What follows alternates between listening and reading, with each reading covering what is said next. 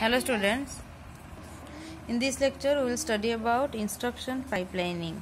Okay, so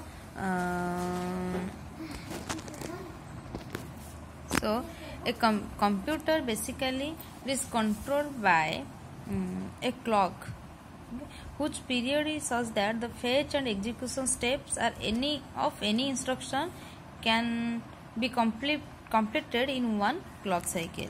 Okay, so it is computer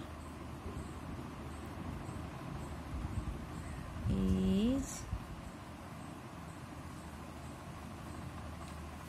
controlled by a clock. Okay, it is controlled by a clock.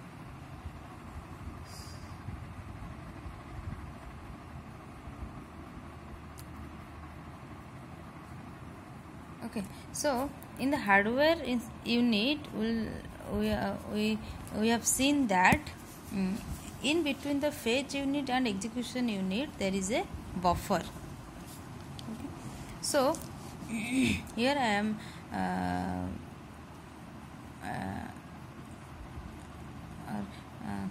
here I am creating a pipelining concept or implementing a pipelining concept in which it is two unit, fetch and execution unit, and these are the instructions for I1, that is F1 and U1, I2 F2 E2 and I3 F3 U3, and these are the clock cycle.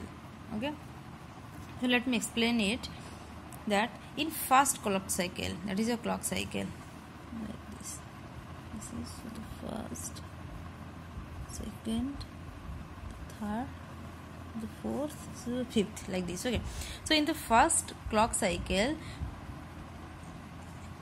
the fetch unit, what will do, that the fetch unit will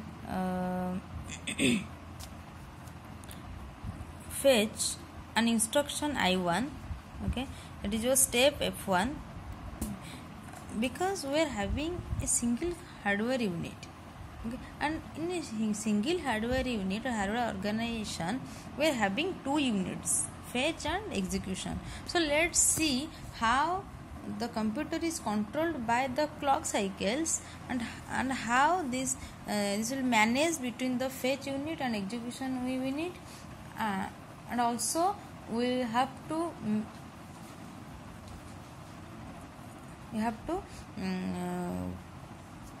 keep busy the CPU, or make the CPU busy all the time. Okay, so in the first clock cycle, the fetch unit will fetch an instruction I1 and store in buffer let B1. Okay, because in each fetch and execution unit there is a buffer. Okay, so first it will fetch first clock cycle, then this in between this it is B1, it will stores this the B1, and at the end of this clock cycle, when this one will end, then in the second clock cycle what will do, the operation is the execution operation.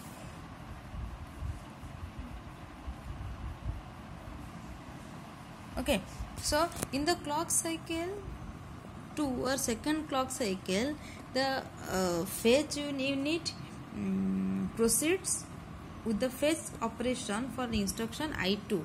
That means the fetch unit is going to fetch I2 instruction, and the execution unit performs the operation specified by instruction I1, which is available in buffer B1. Okay, that means after fetching the instruction I1, it will store in B1. Then this fetch unit is clear, it is having no job, it is free. So what it will do, it will fetch the next instruction in the second clock cycle. So in the second clock cycle, the instruction I1 is stored in B1, then the execution unit will start to execute the instruction I1 and the fetch unit will fetch the I1. This is simultaneously work.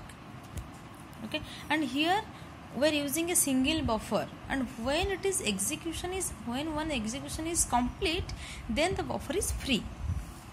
Okay, so by the end of the second clock cycle, the execution of instruction I1 is completed. Okay, and instruction I2 is available. Okay, available, and it is completed the fetching operation. Then what it will do? It will store. Where it will store? It will store in the buffer. Okay, as this I1 instruction is executed and it is already stored in the destination address, so the buffer is free. Then you can store this I2 instruction. Then in the third clock cycle, what we will do? Okay, I2 is stored in the B1. Okay, by replacing this I1, which is no longer needed. We don't need this I1, it is already executed, and it will be executed in third. And the fetch unit, now the fetch unit is free. It is already fetched the instruction I2 and store in the buffer. Then what it will do? It will fetch the next instruction I3. Okay, then in the fourth clock cycle it is executed, it is stored in B1, then I4 will be fetched, like this. Okay, so in this manner both the fetch and execution units are kept busy all the times. And also we can execute more and more instructions in less clock cycles. But if we will not use the pipelining, what will happen? That after executing I1, this F1 will started from this third clock cycle, and F3 will be started up in the fifth clock cycle. So you can imagine by using the pipelining how much clock cycle, how less clock cycle actually the CPU needs to complete more instructions. This is all about the instruction pipelining concept basically. So let's see about a pipeline processor. Okay, so in a pipeline processor,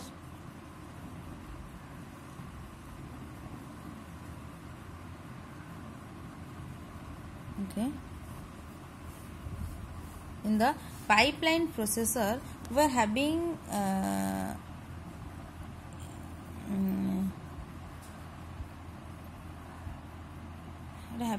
maybe 4 steps. Okay, 4 steps.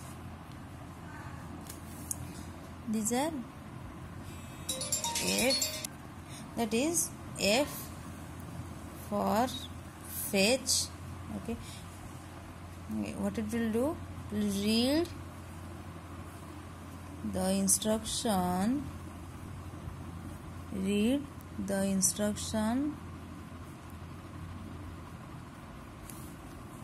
from memory, and next is your D. D stands for decode. Okay, so in the decode it will do the operation decode the instruction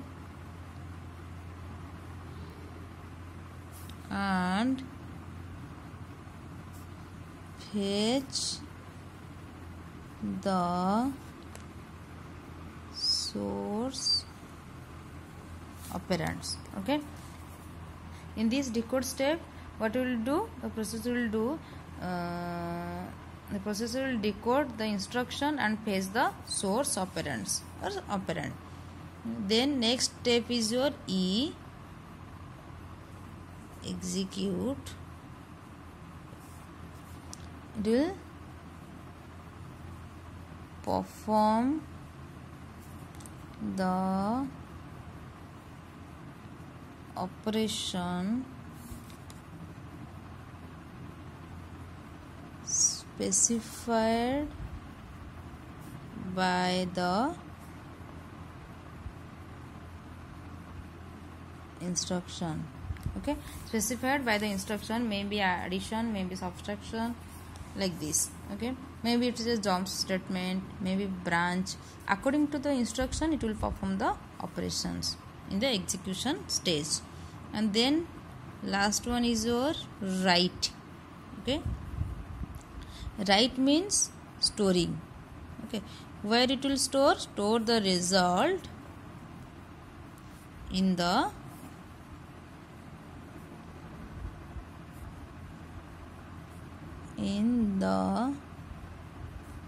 destination location.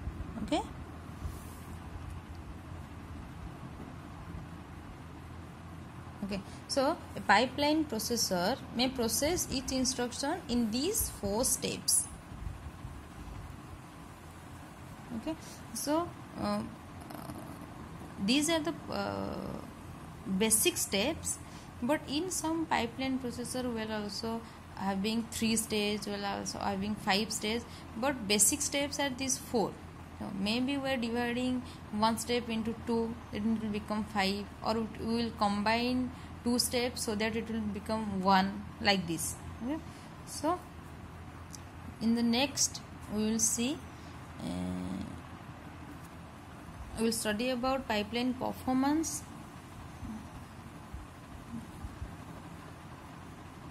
Okay, and another thing is that, sorry I forgot, another thing is that in each stage or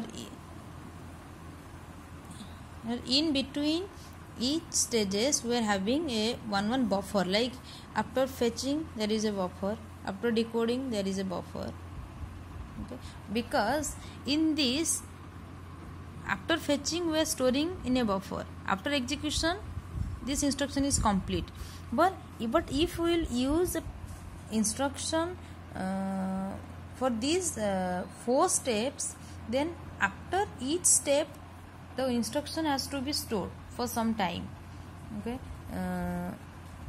so where it will store? It will store in the buffer. So in between these, maybe it is B1 like this, it is B2 like this, it is B3, sorry, it is B3 this. Okay, so one buffer, interstage buffers basically in between these steps. Okay,